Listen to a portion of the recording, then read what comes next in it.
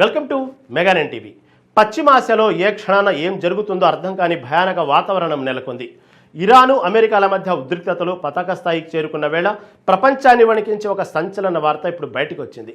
ఇరాన్పై అణుదాడి చేయడానికి అమెరికా రహస్యంగా ప్లాన్ చేస్తుందని అమెరికా కాంగ్రెస్ మాజీ సభ్యురాలు, రిపబ్లికన్ పార్టీ నాయకురాలు మార్జోరీ టేలర్ గ్రీన్ చేసిన వ్యాఖ్యలు ఇప్పుడు గ్లోబల్ పాలిటిక్స్లో ప్రకంపనలు సృష్టిస్తున్నాయి.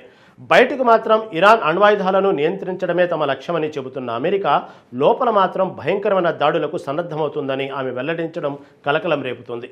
అసలు ఇరాన్ను బూడిద చేయడానికి అగ్రరాజ్యం రచించిన ఆ మాస్టర్ ప్లాన్ ఏంటి?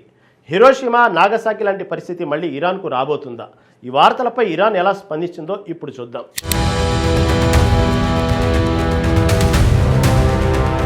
ఫైర్ బ్రాండ్ రిపబ్లికన్ నేత మార్జోరీ టేలర్ గ్రీన్ చేసిన ఈ లీకు ఇప్పుడు పెంటాగన్ వర్గాలను సైతం ఉలిక్కిపడేలా చేసింది.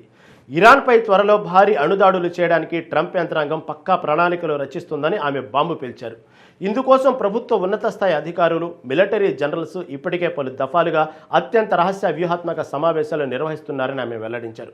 ఒకవేళ ఇరాన్పై అమెరికా అణుదాడికి తెగబడితే అది కేవలం ఆ రెండు దేశాల మధ్య యుద్ధంగా మిగలదు.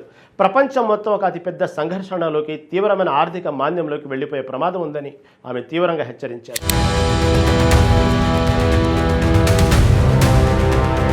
ఈ అణుదాడి వ్యూహం ఎంత భయంకరమైనదో చెప్పడానికి 1945లో జపాన్లోని హిరోషిమా, నాగసాకి నగరాలపై అమెరికా అణ్వాయుధాలను ప్రయోగించిన విషయాన్ని టేలర్ గ్రీన్ ఈ సందర్భంగా గుర్తు చేశారు. నాటి అణుదాడుల మూలంగా ఇన్నేళ్లు గడిచిన జపాన్ ప్రజలు ఇప్పటికీ రేడియేషన్ వ్యాధులు, క్యాన్సరు, పుట్టుకతో సంక్రమించే లోపాలతో తీవ్ర ఇబ్బందులు పడుతున్నారని ఆమె ఆవేదన వ్యక్తం చేశారు. ఇప్పటికైనా అమెరికా ప్రజలు ముందుకొచ్చి ప్రభుత్వం చేస్తున్న రహస్య దాడుల ప్రయత్నాలను అడ్డుకోవాలని ఆమె పిలుపునివ్వడం సంచలనంగా మారింది. ఒకవేళ ఇరాన్పై నిజంగానే అణుదాడి జరిగితే పశ్చిమాసియా మొత్తం బూడిద కుప్పగా మారే ప్రమాదం ఉంది.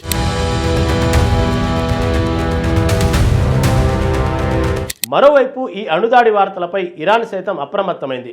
రెండు దేశాల మధ్య ఇలా యుద్ధ వాతావరణం నెలకొని ఉన్నంతకాలం ప్రజలు భయపడుతూనే జీవించాల్సి ఉంటుందని ఇరాన్ మాజీ అధ్యక్షుడు మహమ్మద్ ఖతామీ అభిప్రాయపడ్డారు. ఈ ఉద్రిక్తత పరిస్థితులు తొలగిపోయి ప్రాంతీయంగా శాంతియుత వాతావరణం నెలకొనేలా దౌత్య విధానాలను అవలంబించాలని ఆయన ప్రభుత్వానికి సూచించారు. ఇన్నాళ్లు అమెరికా, ఇజ్రాయెల్ లాంటి పాశ్చాత్య దేశాల బాహ్య ఒత్తిడిని, ఆర్థిక ఆంక్షలను తట్టుకొని ఇరాన్ ప్రభుత్వం బలంగా నిలబడినప్పటికీ యుద్ధ పరిస్థితులు ఎప్పుడు ఇలానే కొనసాగితే సొంత ప్రజల్లోనే తీవ్ర అసంతృప్తి పెరిగే అవకాశం ఉందని ఆయన ఆందోళన వ్యక్తం చేశారు.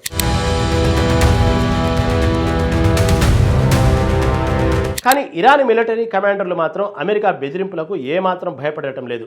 అమెరికా, ఇజ్రాయెల్ వద్ద అణ్వాయుధాలు ఉన్నంత వరకు తమ దేశ రక్షణ కోసం ఇరాన్ కూడా వాటిని ఎట్టి పరిస్థితుల్లోనూ సమకూర్చుకుంటూనే ఉంటుందని ఆ దేశ సీనియర్ కమాండర్ జనరల్ అహ్మద్ వాహిదీ కుండ బద్దలు కొట్టారు.